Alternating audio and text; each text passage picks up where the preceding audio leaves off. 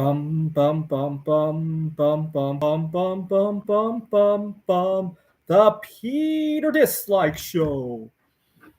Bum bum bum bum bum bum bum. I was just talking to one of the most book smart friends that I know in my social circle about the recent school tragedy in Georgia and how these kids are feeding their bodies shit, right? Both at the restaurant and then later on at the doctor's office. They're giving their bodies shit. And we have been discussing this. And my colleague says that it's one of my pet peeves, but he said that everything is okay in moderation. Now, I let him have it, but I noticed a few problems with that statement. First of all, I want to point out something.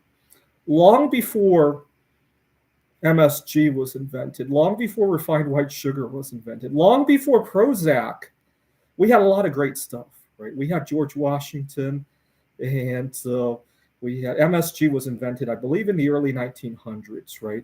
A decade before that, Mary Curie discovered two new elements on the periodic table. She didn't need MSG to discover that.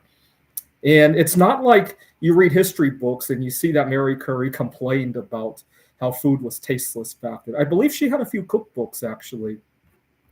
They're in a museum in France. They're too dangerous to touch nowadays. But she wrote a few cookbooks. You probably will not see her complain that, oh my God, we don't have good food ingredients. And so food is so tasteless, right? And if anything, if we were to measure how much she enjoyed her taste buds when she was alive and compare that to somebody today, I would imagine it's not even a comparison. Her taste buds were enjoyed up here. Ours is only down here, right? Assuming that her taste buds hadn't been destroyed by radioactivity at that point, right? Life existed before any of these things were invented. Nobody needed those things in moderation. I got to point out another thing. My colleague who was saying everything is okay in moderation, what he means is that he enjoys it in moderation. It doesn't mean that other people need to use it in moderation. That's a big pet peeve of mine. Uh, can you imagine if we use the same kind of attitude toward other events in our lives, right? You go to the office and you're pressured to have sex with your colleagues because, oh my God, a little bit of office sex in moderation is good for the team. It might even be better for the team than eating junk food, right? Um, the idea that we have to eat in a certain way creates a huge haze over the workplace. It's almost like it's almost like its own toxic workplace environment, in my opinion. I normally don't call it out for that, but you get the idea.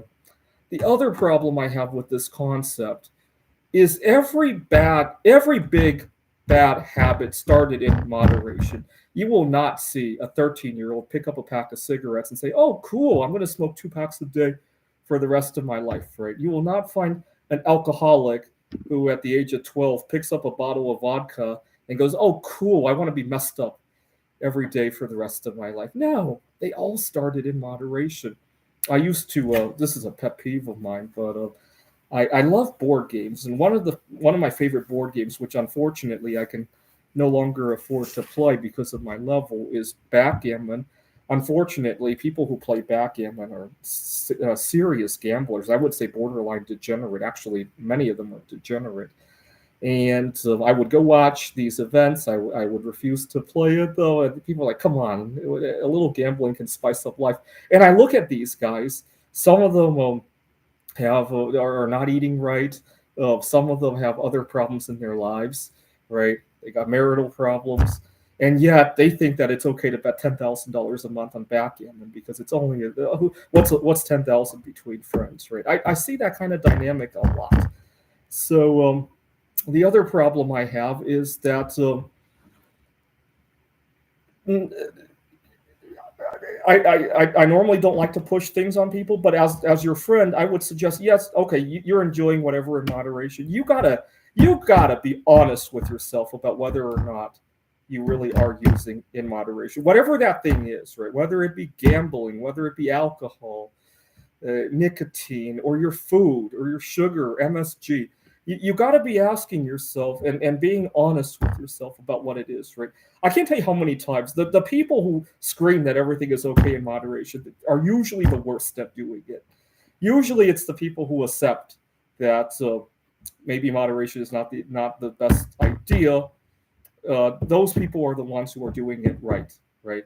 And I don't think I need to tell you how badly most people suck at it.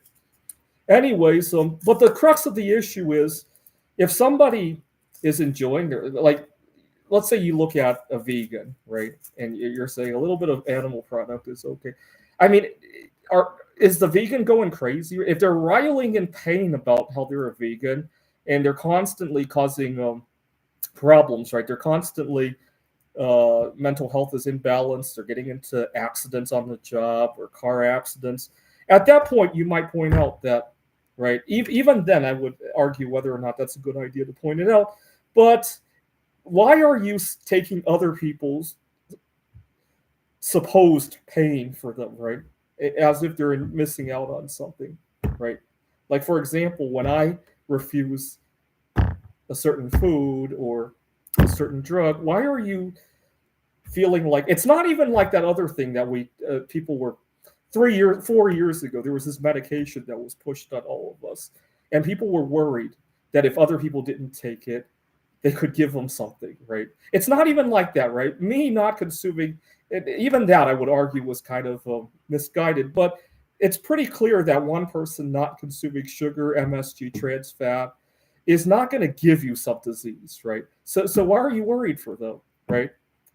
All right, thought I would point that out. This is the Peter Dislike Show. Bum bum bum bum bum bum bum bum bum bum bum bum. The Peter Dislike Show. Bum bum bum bum bum bum bum.